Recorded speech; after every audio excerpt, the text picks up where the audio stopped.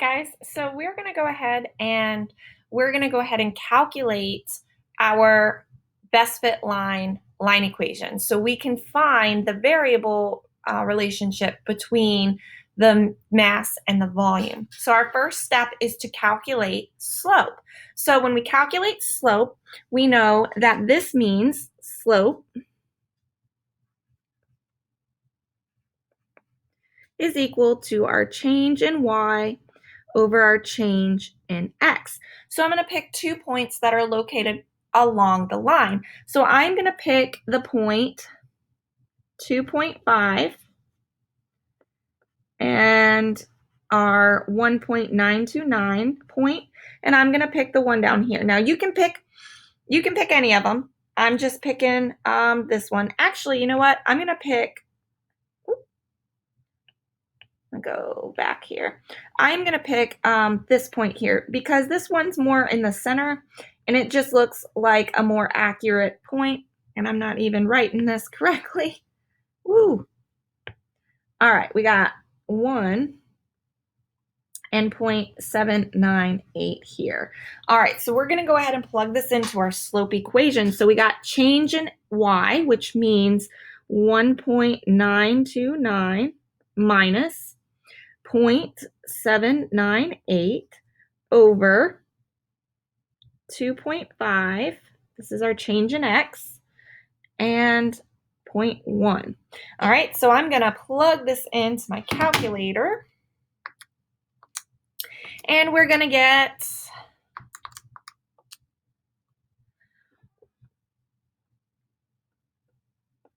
all over 1.5.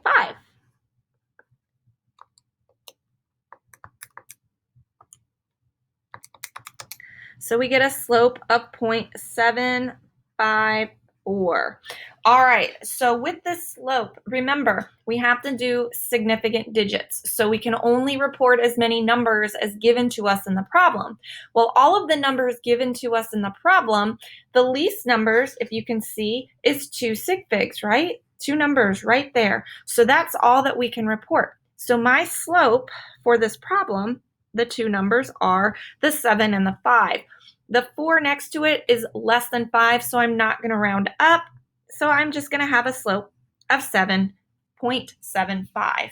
Now, we have to remember the units. Remember, the units do whatever the values do. So I divided y over x. So the units for y are grams, and I'm going to divide them by x, which is milliliter. And if you notice, those right there are our units for density. So the constant, which is what we just calculated, right? Slope is the same thing in science as a constant. Our constant is the density of this unknown object or material. So we've got 0.75 grams over milliliter is the density for our substance that we did in the lab. All right, so I'm going to put our slope over here so we can remember it for later. And now we're going to calculate the line equation. So we needed our slope to be able to do that.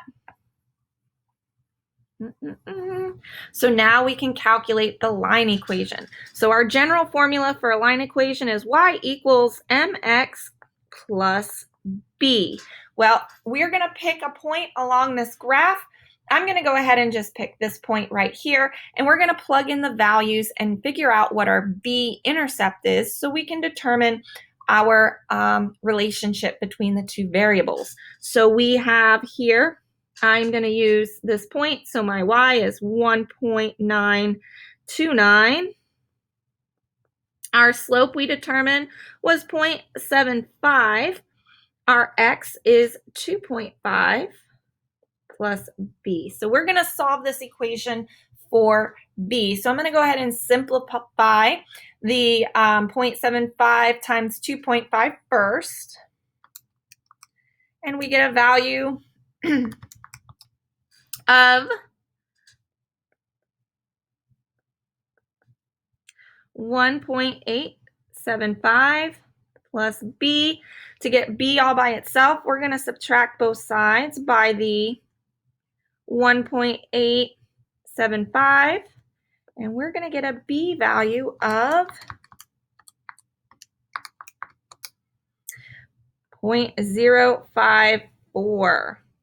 All right, so that value right there tells us when x equals 0, so when volume equals 0, the mass of the object was 0.054. Now, because that B value represents the y, when it crosses the x, that means grams. All right, so we've got the units. We always have to include our units. Now, you could solve for the units. If you weren't sure how I got that, you could have included the units here.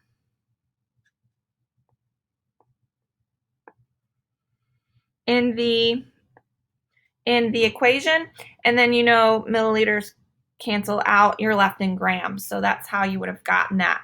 All right, so now we can write the actual line equation that's going to represent our best fit line, and we can use it to make determinations and predictions for measurements we didn't actually measure.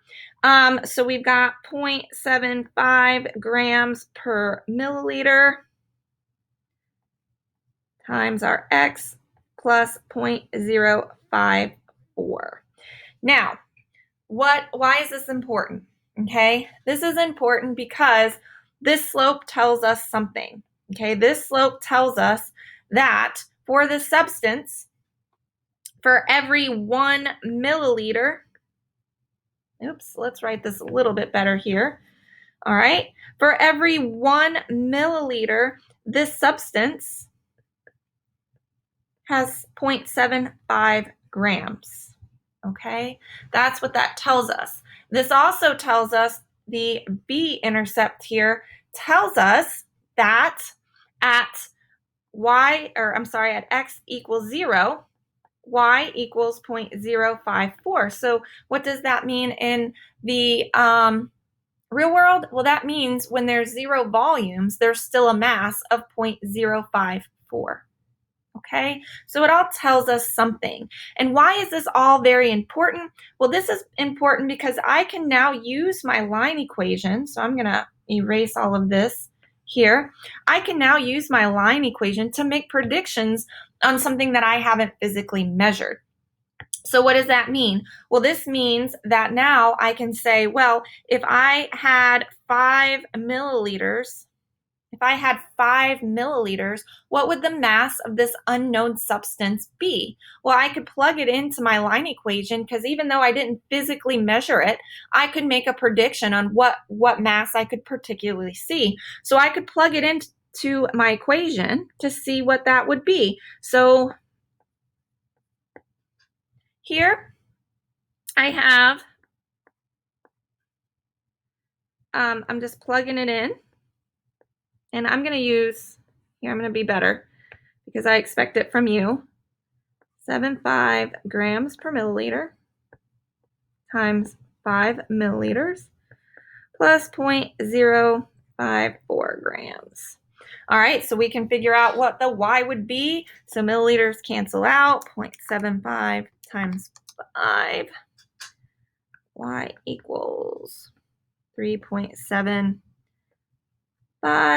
grams plus 0.054 grams. Now, one of the things I'm going to point out as I'm putting this in the calculator.